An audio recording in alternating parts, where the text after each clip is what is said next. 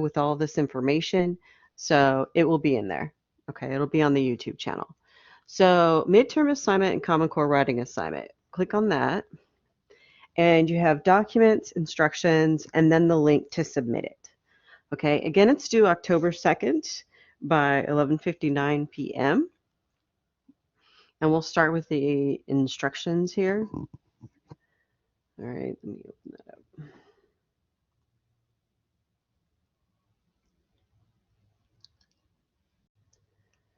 Okay, hold on. Let me move that in there so y'all can see it. Okay, so using the primary text, you're going to be writing a 500 to 1,000 word essay that fully answers the following question. Let me see if I can make this bigger for you so that it's easier to see on your screen. There we go. All right, so the question you need to be answering is discuss the similarities and differences between the social, economic, and political philosophies of Alexander Hamilton and the Federalists on the one hand, and Thomas Jefferson and the Republicans or Anti-Federalists on the other. So you need to do like a compare and contrast, social, economic, and political for those two sides. Then why did these political factions emerge? How did each view the other? From what segments of society did each faction support? And how did each faction view slavery? Was this the precursor to the debate over slavery in the antebellum period? Okay. You'll need to explain the historical context in which the texts were written based on what you have read in the textbook and learned in class discussions, and how they relate or help to answer the prompts. You should not use secondary sources other than this engaged text. Should be integrated into the paper. So the goal of the paper is to advance your readers through a specific historical question and communicate through written text your ideas. So thus, your paper should critically consider the prompt, the issue, the problem, deliver all relevant information. You need a clear thesis statement. Your introduction should include your thesis statement. Paraphrase your sources accurately. State what the source says, not what you wished it said or thought it said. State the evidence fairly, again, even if you think it's wrong or offensive. And you should use evidence to answer the question. You need to develop and organize your thoughts clearly and logically. Outlining is necessary but not required. Step in writing is not, outlining is a necessary but not required step in writing a well-organized paper. Your paper should draw a conclusion that addresses the paper's chief topic or question, states your answer to the questions, and contribution to the topic. Okay. Then it goes down here into the technical stuff. So typed, double-spaced 12-point Times New Roman font. Cite your sources using Chicago Manual of Style. Here's the link there. Need to use footnotes for in-text citations. Needs to have a works cited or bibliography page with the sources you used in your paper. Gives you the due date, tells you how to turn it in, which I'm sure you all already know. Here's the academic dishonesty policy. And here's just some extra information. When you submit it, it's a multi-step process, right? You need to click confirm. So you need to submit your paper. Then after the submission is complete, Blackboard will send you a submission receipt. And you need to keep it, either print it or take a picture of it. But you also have to, you'll upload it, right? And then you click on it, it says uploading your paper. But you have to wait until it loads it, and then it'll say confirm submission. And you have to click confirm submission. And then it will email you it'll just send you a submission receipt right there. And you don't have to print it. You can just take a picture of it if you want. But I do think you should definitely have that. It's your responsibility to make sure that it was turned in Again, if it's been processed correctly, there should be a round yellow circle with an exclamation point in it on Blackboard under your grades for the assignment. If there are only dashes, it means nothing has been submitted. You upload the assignment like attaching a document to an email. If you have any further questions about any of that, just email me back, okay? So these are the instructions. And again, these are all available on Blackboard under, right, instructions under assignments, then midterm Common Core writing assignment. So this writing assignment is in lieu of a midterm exam, right? You don't have a midterm exam, you just have this paper. Now, the reason I'm kind of going over this starting now is because look at all these documents, right? So if you click on them, you'll get a kind of an idea that they are not always the easiest to read, right? Virginia Statute for Religious Freedom. This is Thomas Jefferson, or the Anti-Federalist. What'll become the Anti-Federalist? Sorry. Oh, excuse me. Federalist number 1. That's a Federalist paper written by Hamilton. Let's see. Let's give it Brutus here.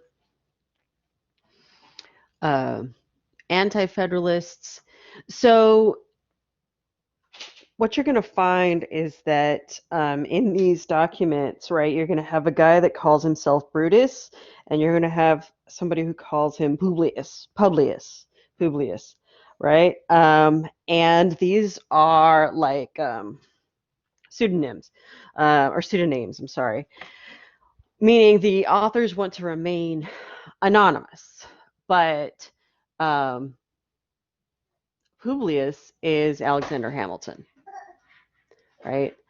And if it says Brutus is a New York anti-federalist or opponent of the proposed constitution, and we assume he's Robert Yates, okay?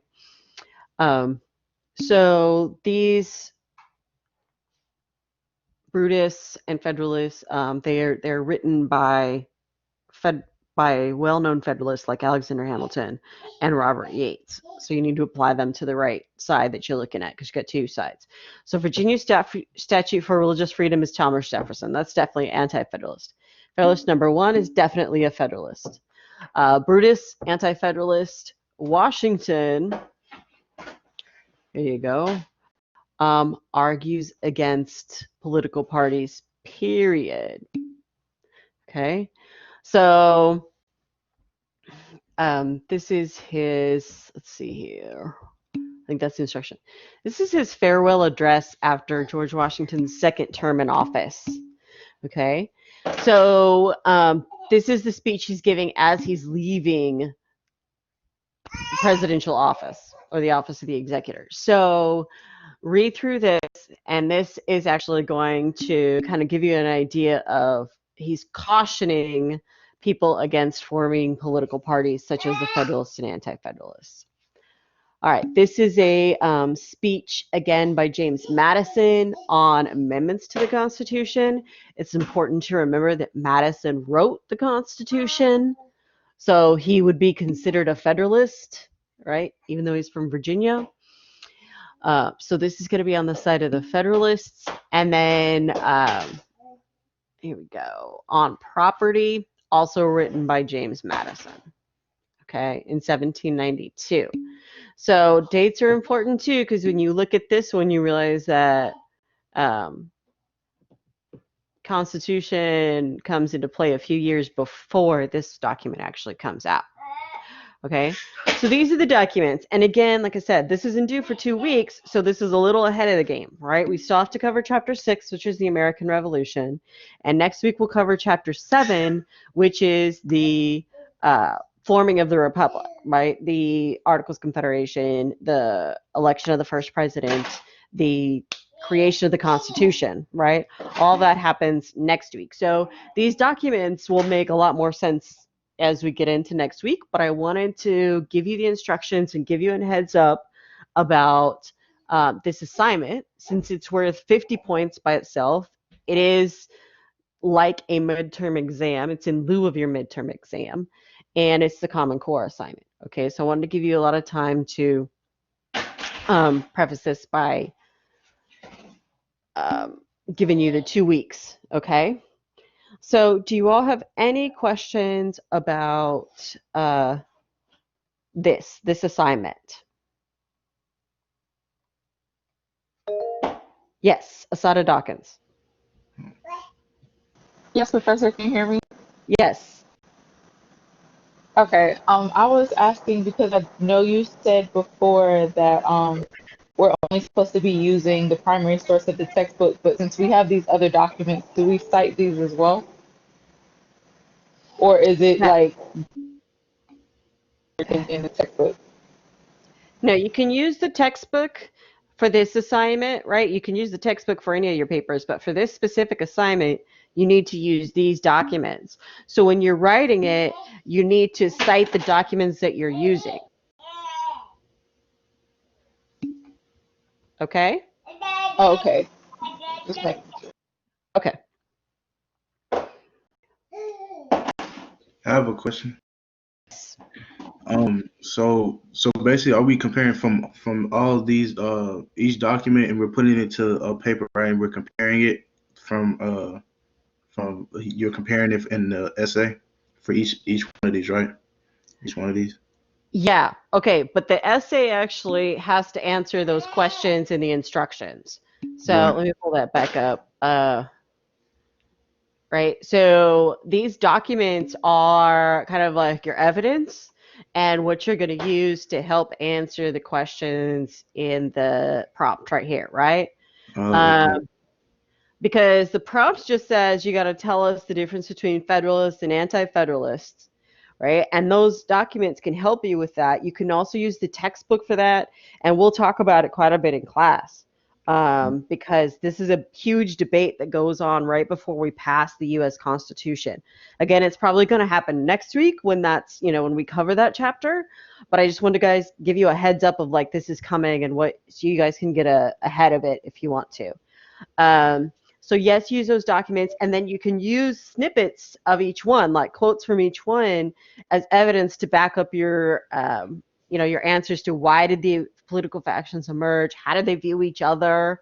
Because they get pretty nasty in some of them, right? You look over there, and Mm-hmm. then you can definitely figure out what segments of society they came from, how they viewed slavery, and then is it a precursor to the debate over slavery in the antebellum period? Sure. Does anybody else have any questions over this? Yes, Asada Dawkins? Yes, I have a question about the precursor. When you say precursor, do you mean like the start of it, like the reason like the slavery was coming about? Like, what does that mean specifically? Okay. What that means is like, was this the preview? Is what I'm saying. Like, the antebellum period is the period between like 1820 and 1860.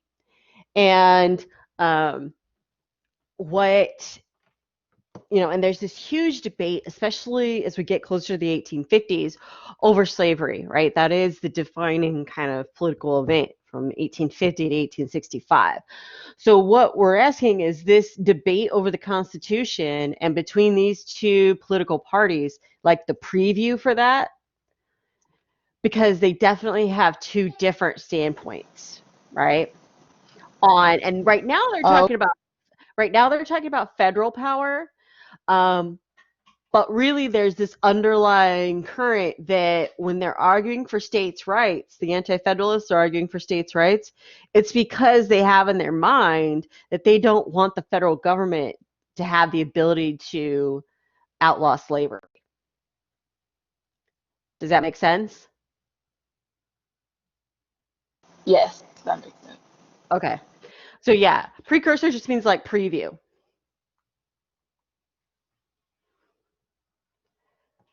Okay. Anybody else before we go on? Okay. We'll go on to the next one.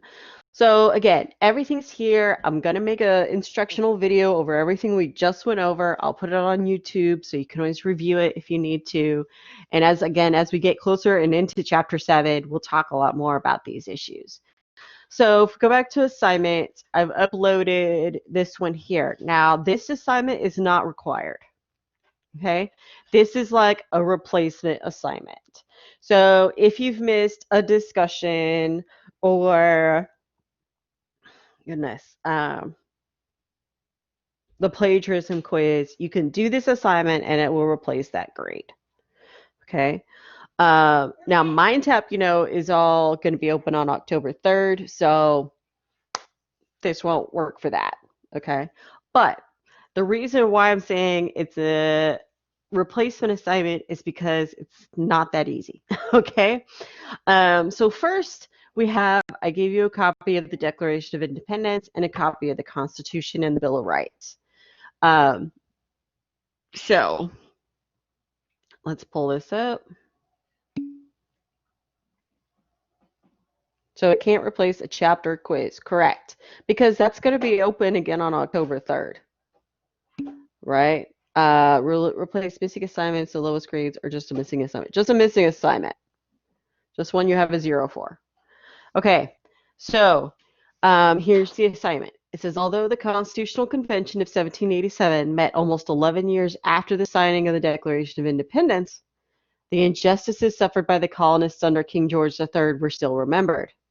How did the men at the Constitutional Convention, through the new Constitution, ensure that the grievances against the king cited in the Declaration of Independence would not be repeated by the head of the new government? Right? So instructions are read each grievance and the problem for the makers of the Constitution. Then, using the text of the Constitution and the Bill of Rights, explain each solution in your own words. First, identify where you found the solution in the Constitution or Bill of Rights, and then explain in your own words how the Constitution addresses the problem. The example given there, the grievance is King George quartered large bodies of troops among colonists, right, without permission. The problem is how to prevent the president from stationing troops wherever he pleases.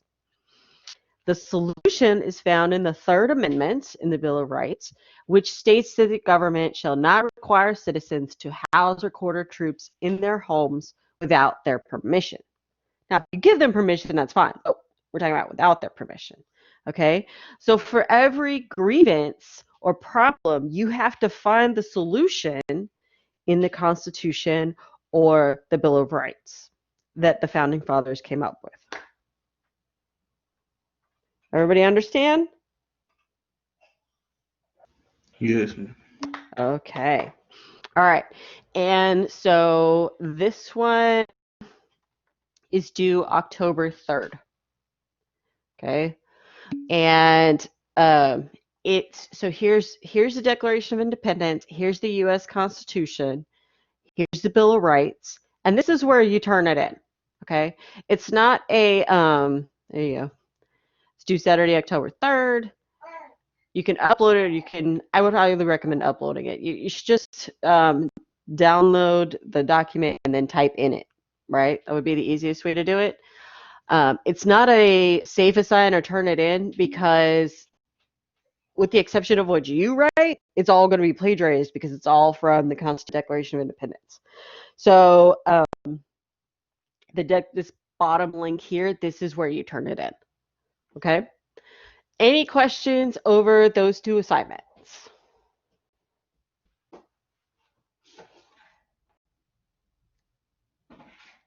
Okay. Good. They're optional. The declaration one is optional. The midterm core assignment is not. Okay? Midterm assignment and common core writing assignment is absolutely required. Right? It's 50 points. Okay. Let's go. I'm sorry, I'm putting stuff on the wrong screen here. Let me. Professor, what happens if you go over the word limit? Nothing. Like it's supposed to be 500 to 1,000 word per. Oh, Yeah. it doesn't matter because I No. know my last paper I definitely went over like the pages and I didn't know if I was gonna get points off. No, no, no. You're not going to get points off, no. Again, that's just like general parameters. It would be nice if you could, that's what I'm saying. They're general parameters. Don't go 500 words is the minimum, right? The basic minimum. But if you go over, that's okay. I wouldn't worry about that. Um, so yeah, you're not going to get points off for that.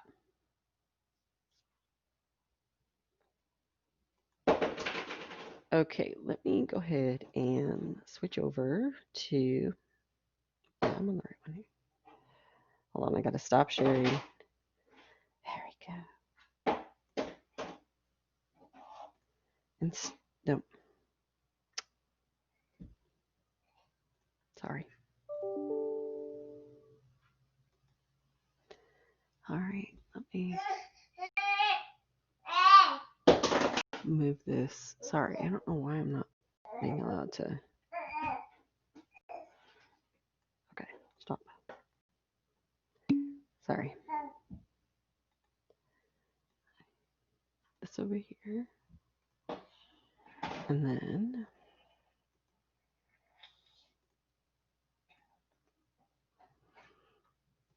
Okay, so what we're going to do is we are going to start talking about this. Hold on, what? That's not what I want. Okay, there we go. Okay, so this is kind of the beginning or where the American Revolution kicks off. Even though it happens a couple of years or a year before the Declaration of Independence comes out. Sydney, yes, this meeting is being recorded and it's board, and I'll download it and put it on YouTube. Okay, so it's April and 19th. So it's in the middle of the night from April 18th. And what's going on is the British are going to send massive amounts of troops to the colonies, particularly the colony of Massachusetts. And the reason for this, of course, is because of the Boston Tea Party. All right. And the Boston Tea Party, as we talked about last time, caused a huge rift, right? And this was in retaliation for the Tea Act. And they did not want to pay the taxes on the tea. So you have the Boston Tea Party. And the retaliation of the Boston Tea Party by Parliament was the passage of what they called the coercive acts, but the colonists call them the intolerable acts. Okay, so we're in 1775 and April of 1775. We've already had the First Continental Congress, right? They've met to decide what to do about these intolerable acts. And they have sent a petition and an attempt, a written attempt to communicate with Great Britain's Parliament, and particularly the King. And what they've gotten back is threats, and basically we're going to dominate the colonies, and we are not going to deal with this kind of insurrection, is what the government sees it as. So they know that there's a lot of troops coming.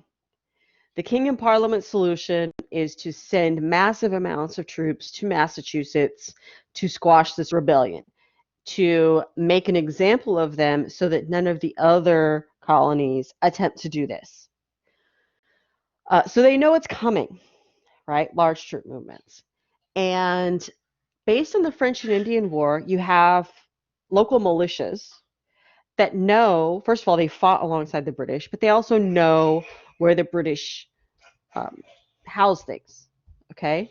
And the issue of Lexington and Concord is because those are large caches or stores where they have munition and weapons stockpiled. So the idea is that the Sons of Liberty have set up this system in which you have lookouts stationed at various points to alert the local militia when the English troops are coming, right? Now, this, of course, we get that famous "the British are coming" from Paul Revere, and that's because of the poem. But he actually doesn't say that. If anything, he might say the redcoats are coming because the redcoats are specifically British troops. The reason why we say he didn't say the British are coming is because they were all British, right? Even the colonists are British, so we know he probably didn't say that. But the point is, he was there to alert the colonial militia. And so they stationed somebody here. And the Old North Church is right here, right? Out in Boston. This is all Boston Harbor out here. They also have somebody over here. Okay. And so the idea is that the Old North Church is the tallest building in Boston. They will be able to see British troops landing, being brought by the Navy, or just large troop movements. And then they will signal the two riders, these are horse riders, I'm sorry, people riding horses, try that again, uh, and they can go and warn the local militias. How are they going to signal them? They're going to use lanterns, all right? And that's where you get the one if by land and two if by sea, right? How the British troops are coming. So they're out there and it happens. The British are landing. It's April 18th. It's about midnight. The lookout posts the lanterns and Paul Revere takes off, right? He's stationed over here. And he goes up here, right? And he's in blue. There's another guy, though, that doesn't ever get any credit for any of this, mostly because there's no poem written about him. But his name is William Dawes, right? And he's down here in the green. And they need two writers because one of them might get caught. And in fact, one of them does get caught. It's Paul Revere. So they take off to warn the colonial militias out here in Lexington and Concord. Okay. And as Paul Revere rides, right, he gets to Lexington, he warns them, the British troops are coming, you all need to.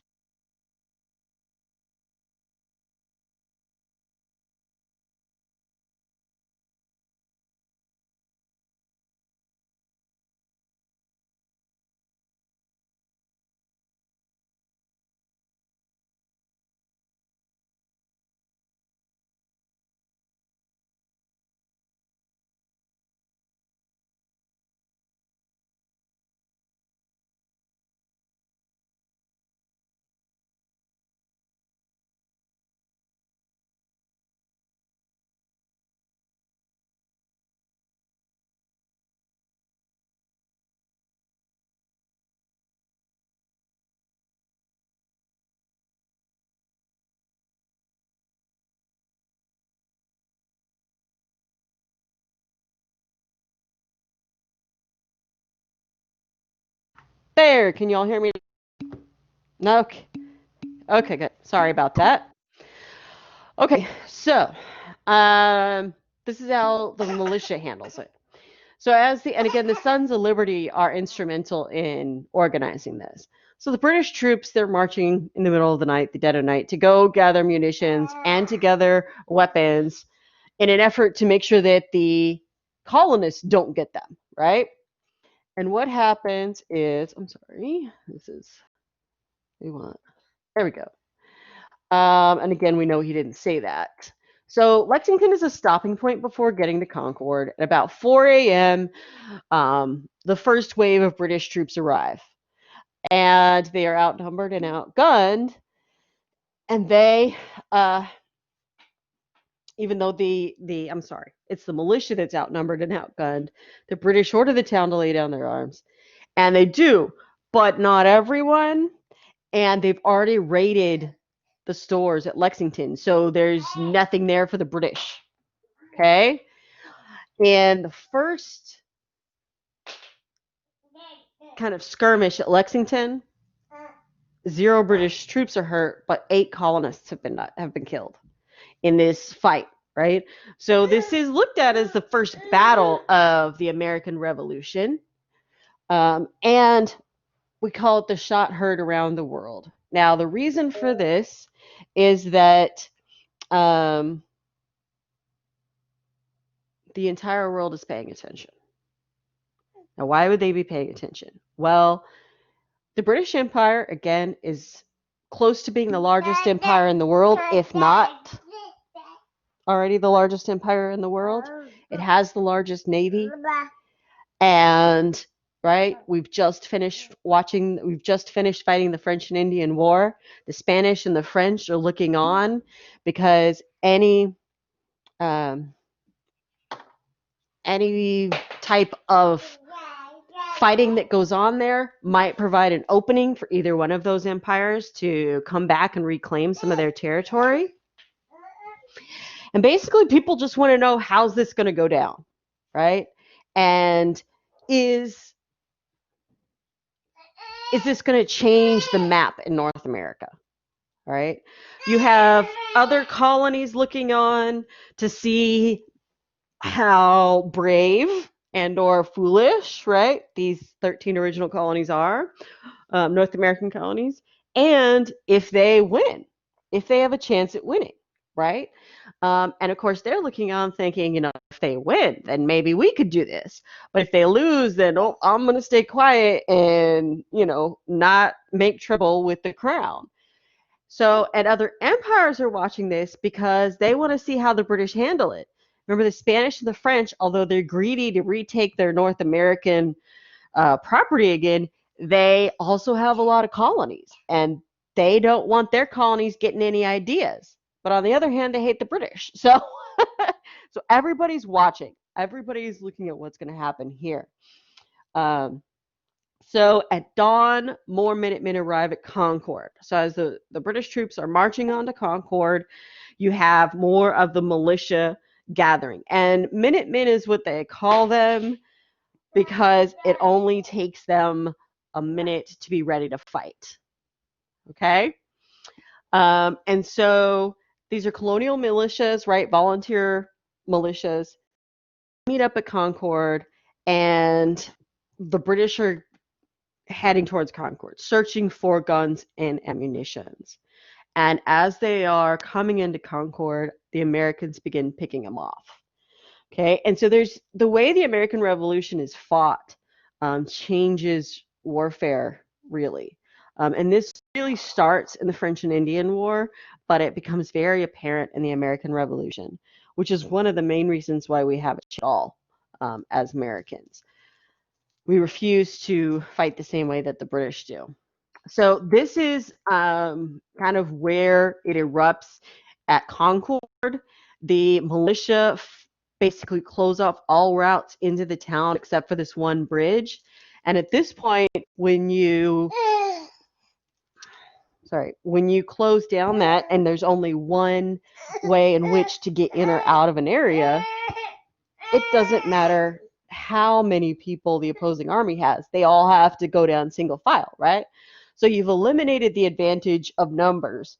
And as these British are trying to make it across the bridge, the colonists just pick them off. Colonists also don't just stand in front of them. They hide behind trees. It's the beginning of kind of a guerrilla warfare tactic. And you see 273 British troops, casualties, I should say, and 95 on the side of the colonists. Okay?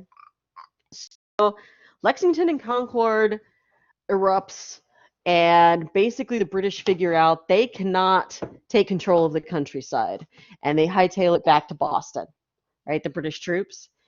They figure out that they're going to need reinforcements, that this is serious, and that the colonists aren't playing around, right?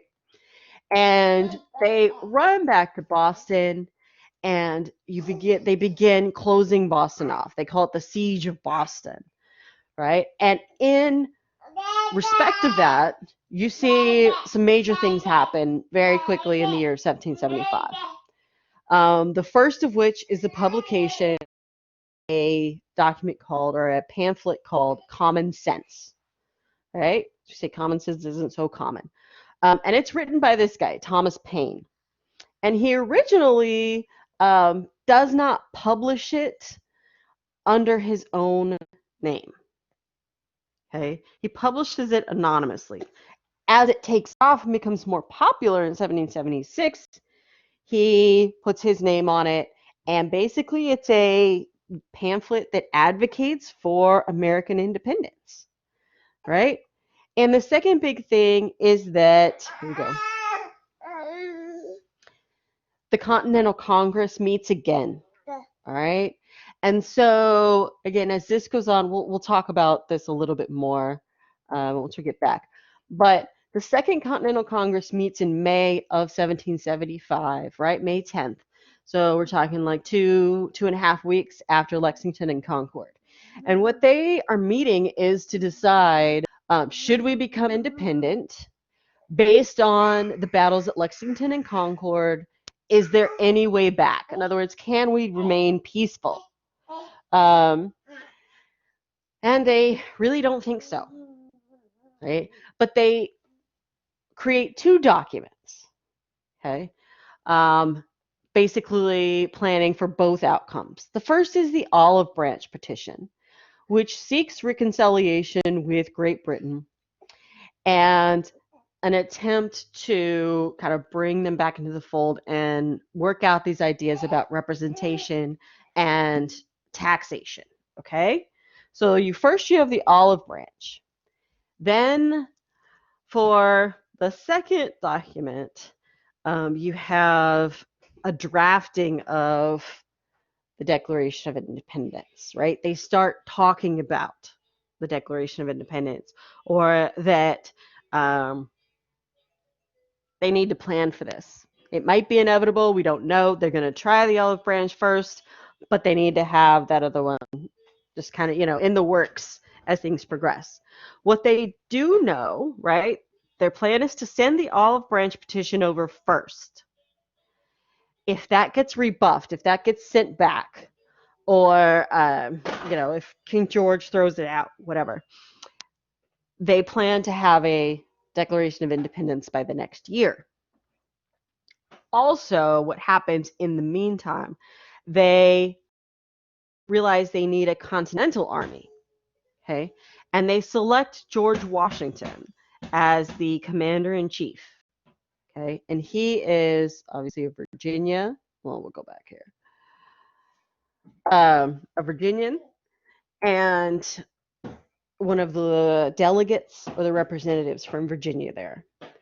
So they select him as commander-in-chief because he's got the most experience in the British Army, right? He was a British soldier.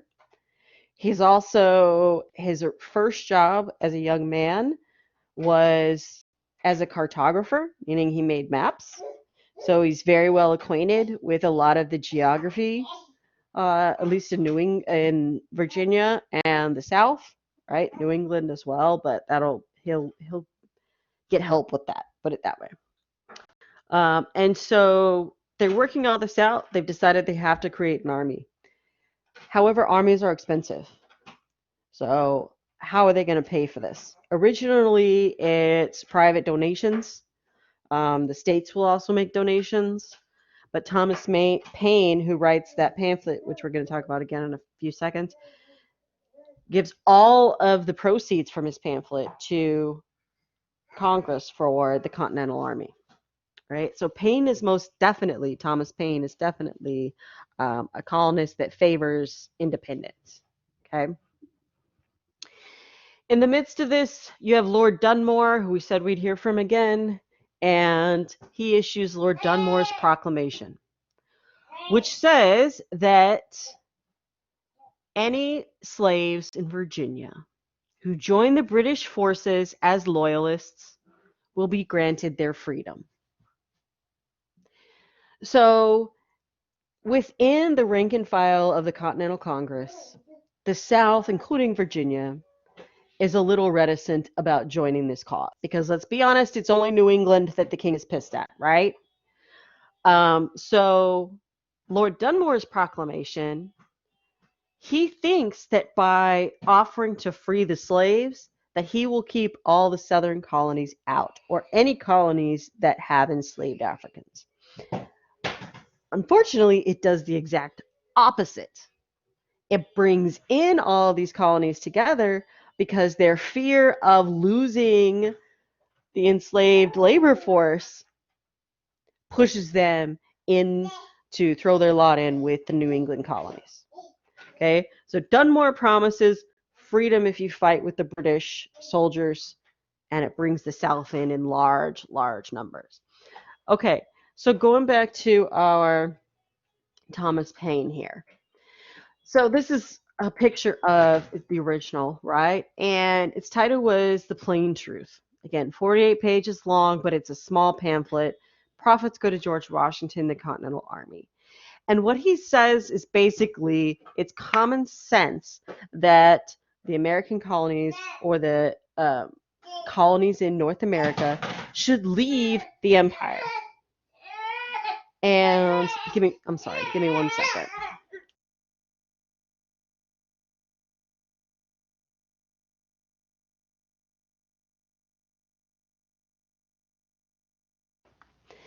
Okay, so the reasons he says that we should leave the empire is because, well, he basically attacks all the arguments. He said, if you look at the empire and the colonies as a parent-child relationship, the home country or the empire is an abusive parent and a neglectful parent, so not good at taking care of it. They also said, all right, Megan, I'm sorry it keeps kicking you out. There's issues with Blackboard this morning, I think. So not only, going back to common sense, not only are they a bad parent, right, and neglectful, but he argues all the grievances. For example, you're attempting to restrict trade, not for our benefit, but for their benefit.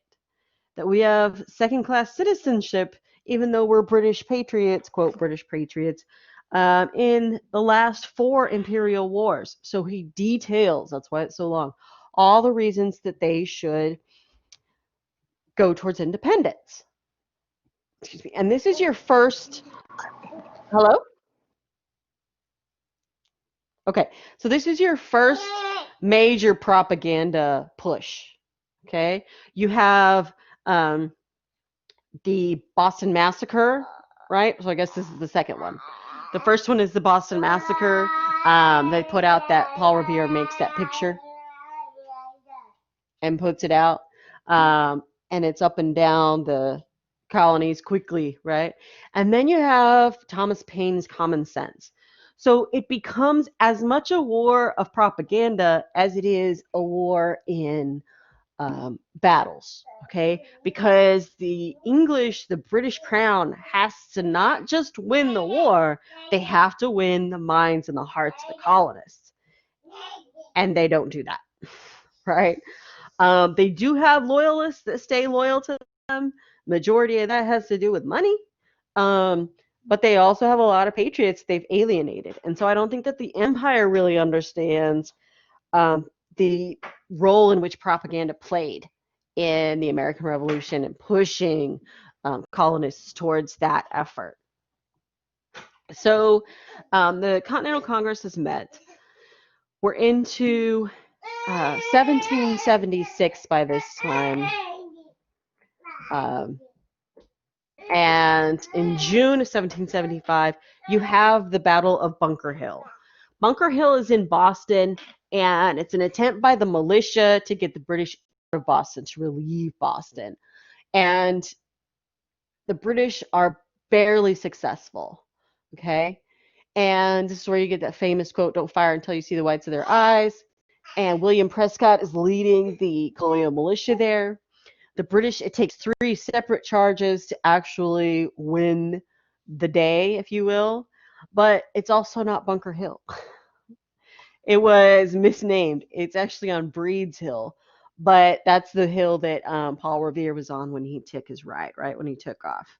And the British will win, but at a high cost, over 1,000 casualties.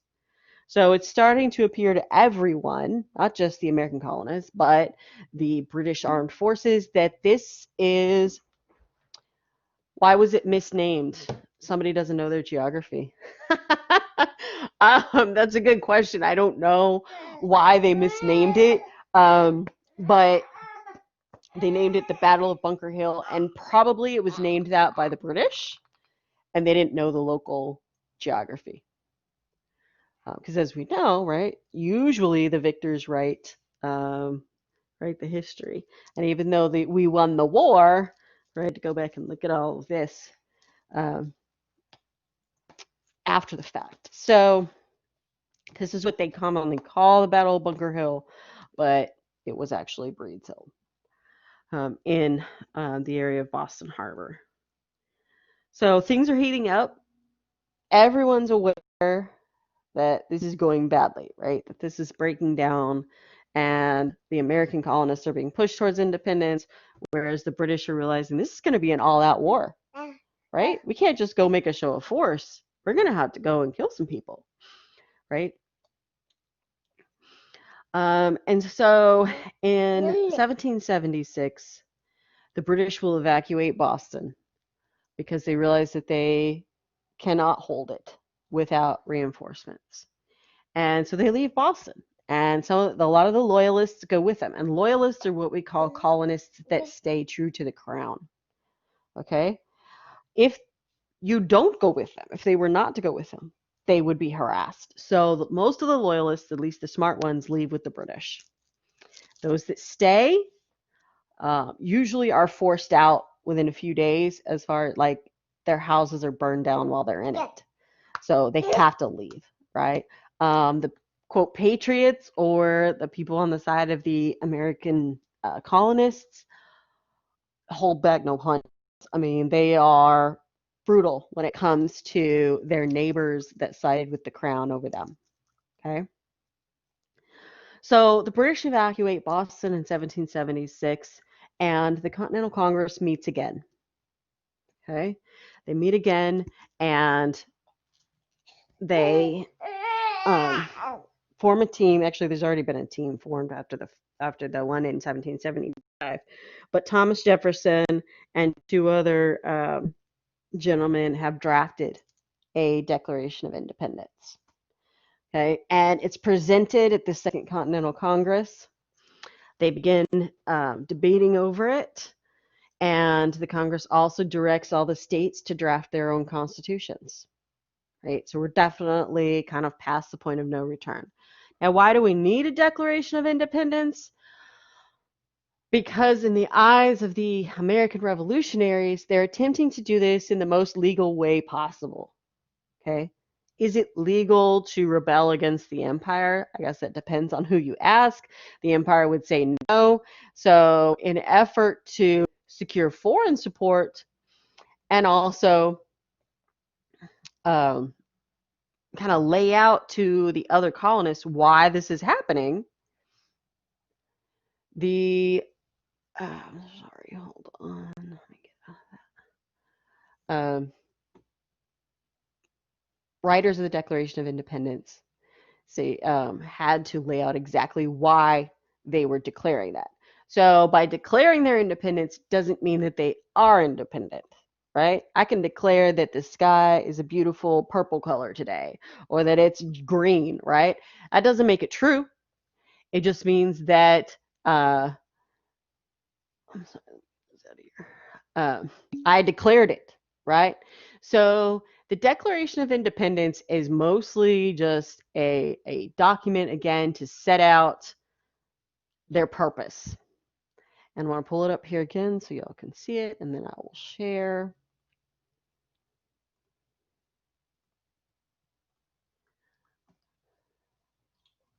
Okay, let's see if I can make this bigger. All right, so first things first, right? The Declaration of Independence was a group project, and Thomas Jefferson did all the work, like most of the time, right? One person does all the work. He did the majority of the work. And so he brings his document to the Continental Congress, and they all have problems with it. They all have edits they want to make, right? And this annoys Thomas Jefferson to no end. But he does what they ask and he makes the corrections, and what we end up with is this document. So they voted on it and passed it on July 4th, 1776. And it says, when in the course of human events it becomes necessary for one people to dissolve the political bands which have connected them with another, to assume among the powers of the earth the separate and equal station to which the laws of nature and nature's God entitle them, a decent respect to the opinions of mankind requires that they should declare the causes which impel them to separation. So he tells you right there in his first paragraph, right? That's his introduction paragraph, what he's talking about, what this document is about. Goes on to say, I'm not going to read it all to you, we have these truths to be self-evident, that all men are created equal, even though Thomas Jefferson just blatantly omitted that whole part about enslaved people. But we'll get to that later, right? And it starts here. It says, to prove their thoughts, let facts be submitted to a candid world. He, in this instance, is George III. So you can put George III has refused his assent to laws for the public good. George III has forbidden his governors to pass laws of immediate and pressing importance. George III has refused to pass other laws, right? And so it goes on and on and on. These are all the things. It's basically a list of everything George III has done wrong in the eyes of American colonists. Okay? That is the basis of the Declaration of Independence. It's a list of grievances. It's a list of, we want to be independent. We've been pushed towards independence because of this. Here are all the reasons we're doing it. Let the chips fall where they may, right? And so here's the document. Then they all sign it. And most people don't pay much attention to this, but this is really key, right? When you sign a document like this, what you're doing is declaring yourself a rebel. And it's after this, right, that you have the famous quote from Benjamin Franklin. We must all hang together, gentlemen, or we will surely all hang separately. In other words, we have to stick together and we have to use this as a colonial front against Great Britain, or they will capture us and hang each one of us. They will kill us all. So by signing this document, they are basically signing their own death warrants. They are alerting King George and Parliament that they are rebels, that they are fighting for independence, and that they will not submit to the crown. Okay? So this is big because they are putting their lives, the lives of their families, all of their property, everything on the line for this declaration. So they are in it to win it or they're going to die, basically, right? Have to win. So we get down here, we'll see, a couple of your usuals. Here we go. Georgia made it this time. John Penn, Rutledge, John Hancock, right? He's one of the most famous because he signs really big and everybody can see the signature and read it even from far away. And they asked him, and, why'd you do that? And he said, well, I want to make sure that they can read my name and spell it correctly on my warrant, right? On my death warrant. So a little cheeky. And then, of course, we go into Maryland and move down. Virginia, you got some interesting. Thomas Jefferson, right? Definitely on there. Of course, he's going to sign it. He wrote it. Benjamin Franklin from Pennsylvania. A lot of people in Pennsylvania. It is in Philadelphia, after all, right? Delaware, you've got their delegates. And moving on, New York, New Jersey, New Hampshire, and Massachusetts. You've got the cousins Adams, John Adams, our second president, Samuel Adams, a leading figure, and the Sons of Liberty. So here we go, right? Now we're going into it. Roger Sherman from Connecticut and Matthew Thornton from New Hampshire. So here we are. We've declared independence. Now what do we do, right? We've got to start planning for troop movements. And I'm going to go ahead and I'm sorry. Stop there for today. Let me stop the thing. I'm going to stop recording.